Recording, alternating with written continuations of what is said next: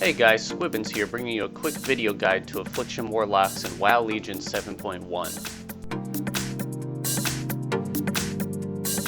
When it comes to talents, I basically use two talent builds, one for raiding and one for everything else. First, I'll go over my raiding build. For Tier 1, Writhe and Agony is your go-to choice 100% of the time. The damage throughput from this talent completely outperforms Haunt and Drain Soul in all situations. For Tier 2, I always go with Absolute Corruption. Contagion, after it was nerfed to 12%, is not a large enough damage boost to account for the complexity that it adds to your rotation. Demonic Circle is the go-to talent, as it can provide a much-needed boost to your mobility. It also is generally the only effective talent in this row for raiding. Siphon Life is your go-to damage talent for single target and spread AE, while also providing some additional self-healing. Sow the Seeds is also very strong, but is generally only good when fighting 5 or more clumped targets for a longer period of time.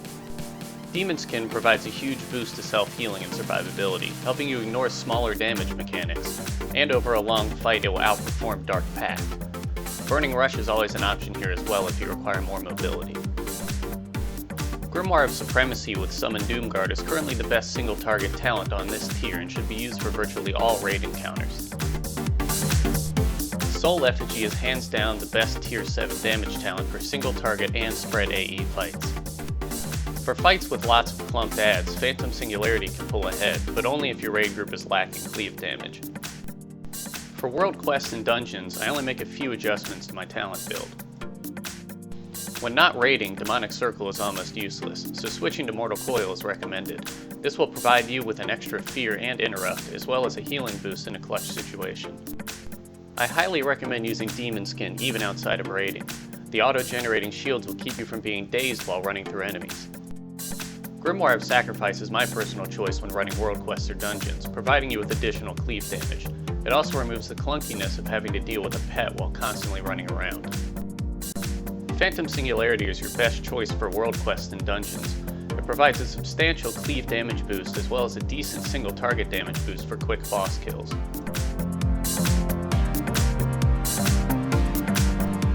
You're going to want Mastery and Haste on every piece of gear, favoring Mastery as the highest stat in all situations. In 7.1, Mastery gives you a straight percent base damage boost for Corruption, Agony, Unstable Affliction, and Siphon Life, basically all of your dots. You'll also want the Nightwell Arcanum Helm and Shoulder set, as well as the Chrono Shard Trinket, both of which proc strong haste buffs that you can use in conjunction with Reap Souls. I'll talk more about this later. Agony is your most important ability, as the damage takes time to fully ramp up. It is also your only ability that would generate soul shards in combat. Letting Agony drop from a target is a huge damage loss and should be avoided at all costs. If using the Absolute Corruption talent, Corruption becomes extremely easy to manage. Just cast it on each target once and forget about it. If using the Contagion talent, then you must manage it like any other dot, although letting it drop from a target isn't as big of a deal as Agony. If using the Siphon Life talent, apply it to targets as you would Corruption or Agony, although at a lower priority. If you need to unload soul shards or refresh any other dot, do so before recasting Siphon Life. Unstable Affliction is your burst damage dump. Each cast requires a single soul shard, and you may only have 5 Unstable Afflictions on the target at one time. Unstable Affliction will also refund a soul shard if the target dies before the dot finishes its duration. You'll want to cast Unstable Affliction if you have 5 soul shards, the target will die within around 5 seconds, allowing you to do extra damage and refund the shard, or you are under the effects of Reap Souls. One thing to note is that Unstable Affliction does not gain extra ticks from haste like your other dots. Instead, haste will decrease the cast time and overall duration, while keeping the damage the same. Drain Life is your filler ability. If you don't need to refresh your dots or unload soul shards, Drain Life should be used instead. Reap Souls is an instant cast ability granted by your artifact weapon, which consumes all collected souls to grant you a 5-second buff per consumed soul, lasting up to 1 minute at 12 souls. Souls are accumulated randomly while in combat, as well as gaining 1 soul per target killed. The buff gives a flat 10% damage increase, as well as doubling the passive bonuses for all of your artifact traits. Casting Reap Souls at the right time will make or break your damage. In general, you want to use it when you have a stat proc, such as the haste proc from Nightwell Arcanum or Chrono Shard. You're under the effects of Bloodlust, you're in a boss phase with multiple targets, or you're close to the 12 soul cap. In general, you want to use Reap Souls when you have as much damage stacked as possible. You'll also want to save Unstable Affliction for when you're under the effects of Reap Souls for at least 10 to 15 seconds, at which point you'll want to unload all of your soul shards. Doing so will give you the highest critical strike chance and auto refresh chance from your Inimitable Agony and Fatal Echoes artifact traits. If using Soul Effigy, your opening sequence should be to cast Agony and Corruption on the main target, followed by Soul Effigy, and then cast Agony and Corruption on the Soul Effigy itself. If using Siphon Life, cast it on your main target and Effigy after Agony and Corruption have been applied to both. When recasting dots, it is easiest to recast a single dot on your main target, then immediately recast the same dot on your Effigy. This makes it so you only need to watch the dot durations on your main target as they'll be in sync. An important factor in recasting dots is the Pandemic passive. This isn't documented anywhere in game, but most dots can add up to 30% of the existing duration into the refreshed dot. This means that if you cast a dot with a 10-second duration, then recast the dot with 3 seconds left, the new dot duration will be 13 seconds. If you recast earlier than 30% remaining duration, you're essentially losing DPS from wasting too many global cooldowns on dot recasting. Seed of Corruption is your main cleave ability, allowing you to detonate a seed for AE damage as well as applying Corruption to all targets hit.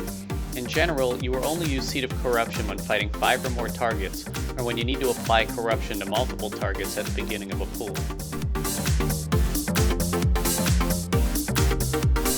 Before any boss pool, if possible, you will want to have saved up souls from killing trash mobs.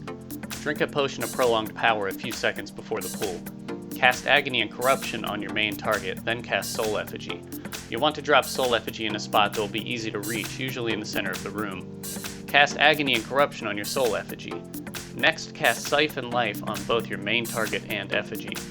Cast Reap Souls and unload Unstable Afflictions until you're out of Soul Shards. Once out of Soul Shards, start casting Drain Life as your filler.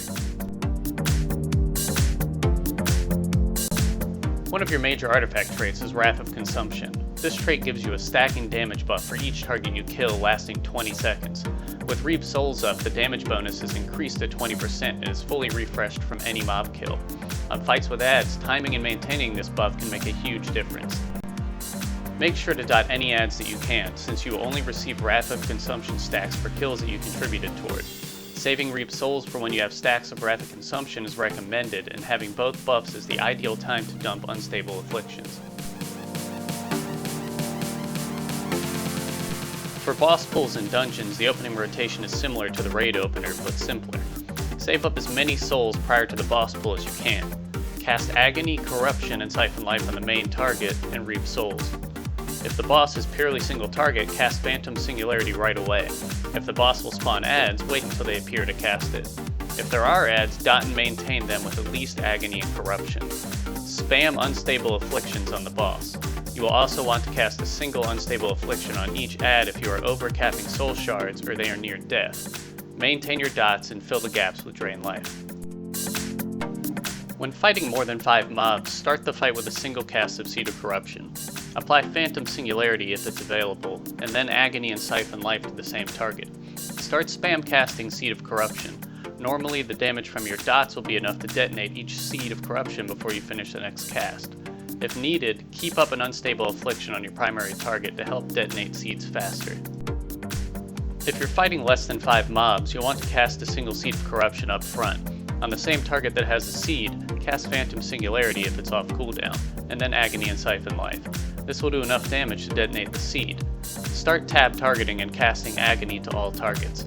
Once you get to 5 soul shards, tab target while casting Unstable Affliction until you're out of shards. Next, start refreshing Agony on all targets. If Agony does not need to be refreshed and you're low on soul shards, start casting Siphon Life on each target.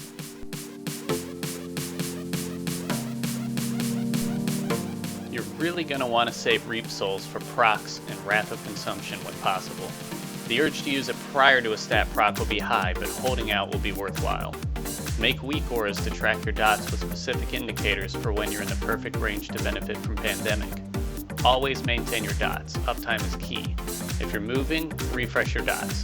If the boss is about to run away, refresh your dots. If there's an add, dot it. If you can't do anything else, refreshing your dots is always a safe bet. Thanks for watching this guide. If you found it helpful, feel free to give it a thumbs up. If you'd like to check out more videos in the future, please subscribe. I'll be making an updated guide when patch 7.15 is out, along with boss guides for Nighthold. You can also catch me on twitch.com/squibbins for live streaming of most Blizzard games.